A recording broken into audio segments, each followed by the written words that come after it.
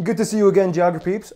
Get your Geography Now merch like this Geography Now mug at geographynow.com. Not selling out if it's your brand. You guys know me by now. I only sell out if it's a company that I believe in that pays a lot of money or if they give me free travel. Or both. So as you guys know, I'm working on writing scripts for some very big country episodes that are coming up as we round off the last 10 country episodes. However, as you know, this is a YouTube channel and sucheth, it makes sense that I should upload videos while you wait because, you know, I don't want to leave you here with nothing. That's kind of how this works. You know, I got to feed the flock. You get the point. Anyway, so let's have a little story time. I am what you would call a visual learner. I can't really learn anything unless I see pictures or demonstrations or shiny objects dangling in front of my face. Like that. Like if people audibly tell me instructions, I fail miserably. Like I can't learn that way. That's actually why I kind of structured Geography Now the way it is with all the motion graphics and animations and bad cheesy slapstick humor. Like that's how I learn. It's also why the Atlas growing up was my favorite book. It baffled me that everything on this earth had been discovered and most of it had a name and much of it had people that had previously stepped foot on those areas to give it a name. But sometimes you see something on a map that is so remote and secluded, yet it has a name. And you wonder, how did it get that name? Or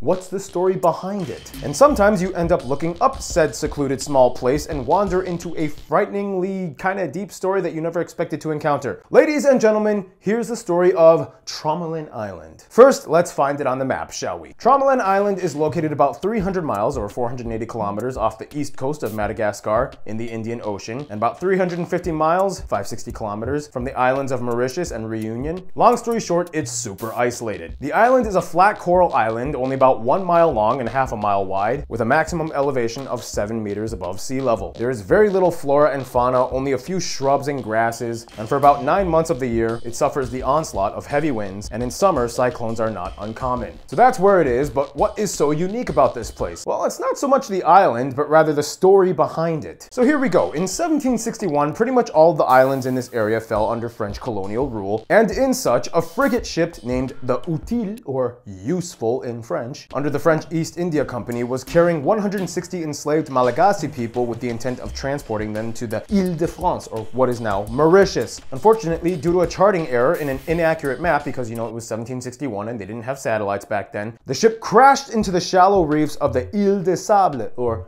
Island of Sand, which is now known as Tromelin. About 120 crew members and somewhere around 60 to 80 enslaved Malagasy people reached the island. The crew set up camps for themselves and the slaves. They dug a 5-meter deep well which provided some brackish water. They salvaged whatever food and equipment they could from the shipwreck. They built a forge and an oven, and after about 2 months they rebuilt a makeshift sea vessel from the wreckage and they called it the Providence. The remaining crew members that had survived, led by second-in-command Captain Barthélemy Castellan du Vernet, the original captain had lost his mind and went crazy, left the island, leaving behind 60 or so Malagasy people, promising that they would try to return with them. 4 days later, they arrived in Madagascar. Many died of tropical diseases. Some of the crew ended up going to Mauritius, and then they requested a ship be sent to rescue the remaining Malagasy enslaved people. However, the governor refused, stating that the justification was that France was fighting the 7-year war and that no ship could be spared. And they were kind of under the threat of the fleet of the British East India Company, so there was that too. Now, Castellan actually returned to France, and then news spread, even in the papers, that there were a bunch of these abandoned Malagasy people on Sand Island. But alas, the 7 Years' War was still going on and it was more pressing of an issue, and the people just decided to abandon them. 11 years later, in 1773, the Minister of Marine Affairs agreed to send a ship and documented survivors on the island. However, it was unable to approach the island due to the shallow coral reefs, and they had to abandon the rescue attempt. 1 year later, a second ship arrived, the Sauterelle. They sent 2 sailors who swam out to the island, but only one of them made it, and the other one swam back to the ship. Later on, that one sailor was abandoned because the ship had to leave due to bad weather conditions, so he stayed with the remaining Malagasy survivors. Now, it is speculated that about 1 year later, this sailor built a raft using a sail made of woven bird feathers. He took 3 men and 3 women with him, and it is unknown whether or not they made it to any landmass, or if they drowned at sea, because they were never heard of from again. It wasn't until 1776, 15 years after the original shipwreck of the Utile, that that the corvette ship, the Dauphin, led by Captain Jacques Tromelin de Lanogui, stopped and rescued the survivors, 7 women and an 8-month-old child. Who the father was, no one knows exactly. It could have been the sailor, it could have been one of the 3 remaining men,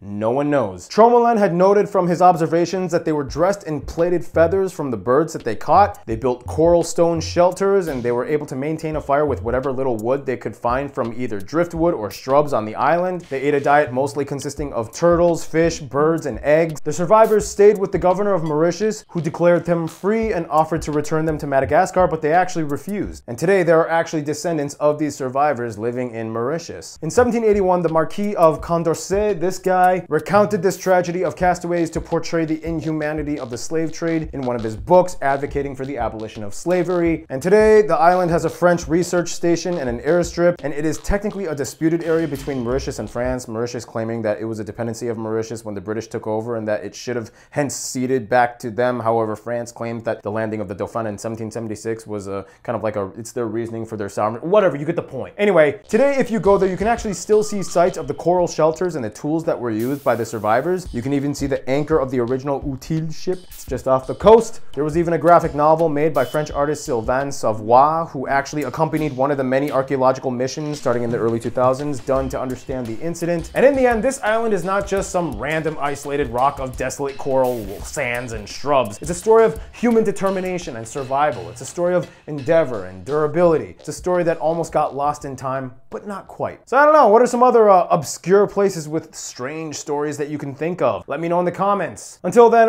thank you for listening to the story of the strange Tromelin Island. Thanks for watching this episode. Hope you learned something, or at least enjoyed this story. Either way, thank you for watching Geography Now. Stay cool, stay tuned.